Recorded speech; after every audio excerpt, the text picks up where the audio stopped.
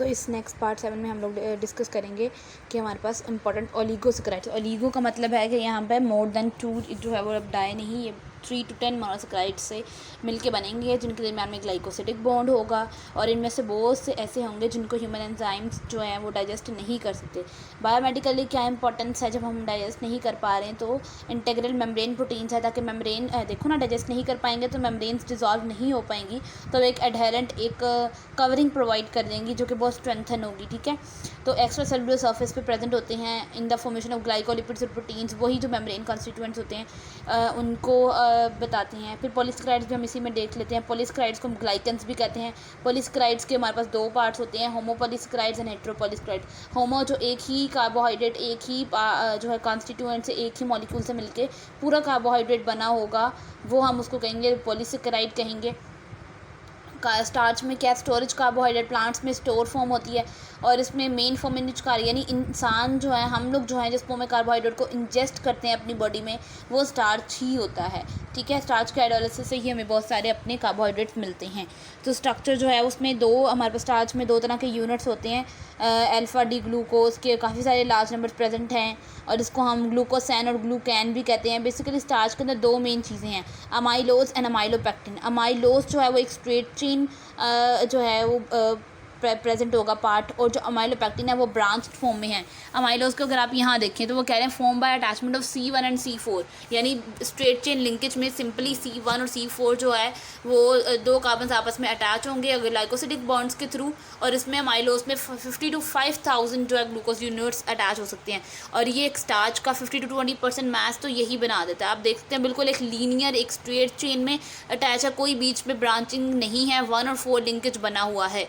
फिर अमाइलोपेक्टिन में है ये 80 to 85%, यानी ज़्यादा पार्ट जो है स्टार्च के अंदर अमाइलोपेक्टिन का है। इसमें 2 तरह के लिंकेजेस हैं, इसमें एक तो स्ट्रेट चेन तो होगी लेकिन साथ में कुछ ब्रांचिंग भी आ जाएगी जो कि एट 1-6 कार्बन 1 और 6 के दरमियान में होगी।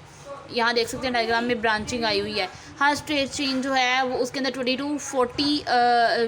to 30 ग्लूकोज यूनिट्स होते हैं। अमाइलोपेक्टिन अमाइलोज से ज़्यादा बड़ा होता है, जो इसमें 1 million glucose units. Oh my God, इतने ज़्यादा यूनिट्स आए हुए हैं। आप देख सकते हैं यहाँ पे अमाइलोपेक्टिन जो है उसमें ब्रांचिंग भी है उसकी, क्योंकि रिड्यूसिंग एंड्स हैं तो उसने दूसरे के साथ 1-6 बॉन्ड के थ्रू ब्रांचिंग बनाई हुई है। स्टार्च को हाइड्रोलाइज कर लेते हैं एसिड्स के थ्रू, यानी उसके बॉन्ड्स को तोड़ लेते हैं। उसके रिएक्शन आयोडीन के साथ भी होते हैं जिसकी वजह से उसके डिफरेंट कलर्स भी आते हैं। सबसे पहले देखिए, स्टार्च को अमाइलो डेक्स्ट्रिन में तोड़ा, फिर अमाइलो डेक्स्ट्रिन से एरिथ्रोडेक्स्ट्रिन, एरिथ्रोडेक्स्ट्रिन से एक्रोडेक्स्ट्रिन, एक्रोडेक्स्ट्रिन से माल्टोज और एंड पे ग्लूकोज, यानी सिंपली इसको कन्वर्ट ग्लूकोज में ही कन्वर्ट करना था।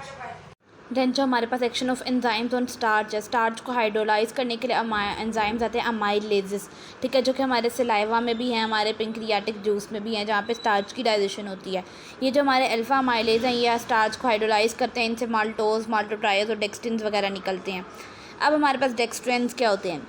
These are polysaccharides. ये कब बनते हैं? ये ल्यूकोनोस्टिक मेसेंटेरॉइड्स एंड कुछ और माइक्रो ऑर्गेनिज्म, यानी बेसिकली ये सुक्रोज सोल्यूशन में जो बैक्टीरिया और माइक्रो ऑर्गेनिजम्स ग्रो करते हैं ना, उनसे बनते हैं। डेक्सट्रेंस जो हैं उनमें हमारे पास ज़्यादातर लिंकेजेस जो हैं वो अल्फा 1-6 होते हैं, लेकिन उनके अलावा भी 1-4, 1-2, 1-3 भी हो सकते हैं।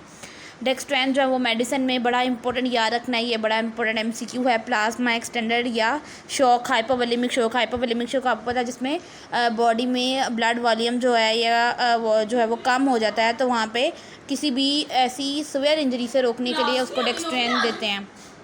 देन हमारे पास सेलुलोज है। सेलुलोज जो है वो प्लांट्स में है, वुड में है, कॉटन में है, इसके अंदर कोई ब्रांचिंग नहीं होती, इसीलिए बहुत सारे ग्लूकोज रेजिड्यूज जो हैं वो लीनियर लिंकेज में जॉइन होके 1 to 4 ग्लाइकोसिडिक लिंकेज के थ्रू जॉइन हुए होते हैं।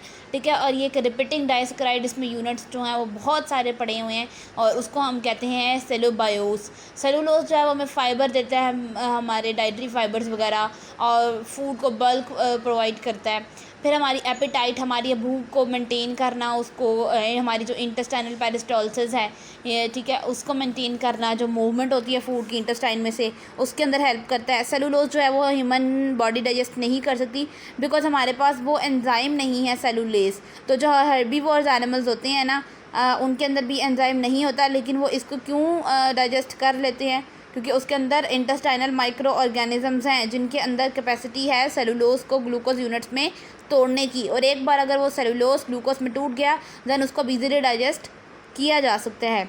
हेमीसेलुलोज जो है वो सेलुलोज के जैसा ही होता है, लेकिन ये ज़्यादा सॉलेबल है और इसको डीकम्पोज करना, तोड़ना ज़्यादा आसान है। प्लांट सेल वॉल्स में होता है। हाइड्रोलिसिस पे एल्डोपेंटोसिस, हेक्सोसिस और आपको डिफरेंट तरह के पॉलीमर्स दे देता है। काइटिन आपको पता ज़्यादातर जो है वो एक्सोस्केलेटन ऑफ इंसेक्ट्स वगैरह में होता है।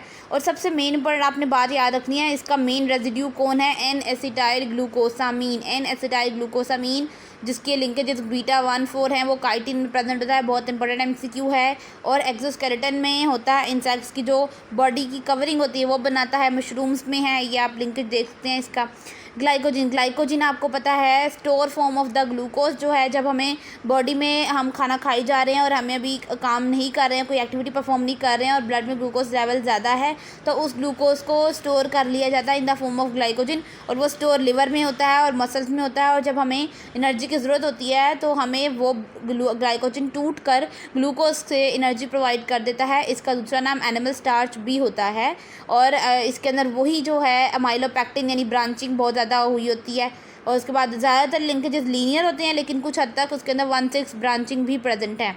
मोर ब्रांच यानी अमाइलोपेक्टिन से भी ज़्यादा ब्रांच है, यानी हर जो आपके 14 to 12 रेजिड्यूज ग्लूकोज यूनिट्स के बाद एक ब्रांच आ जाती है, और इसमें ग्लूकोज यूनिट्स उन्होंने आपको बता दिए हैं।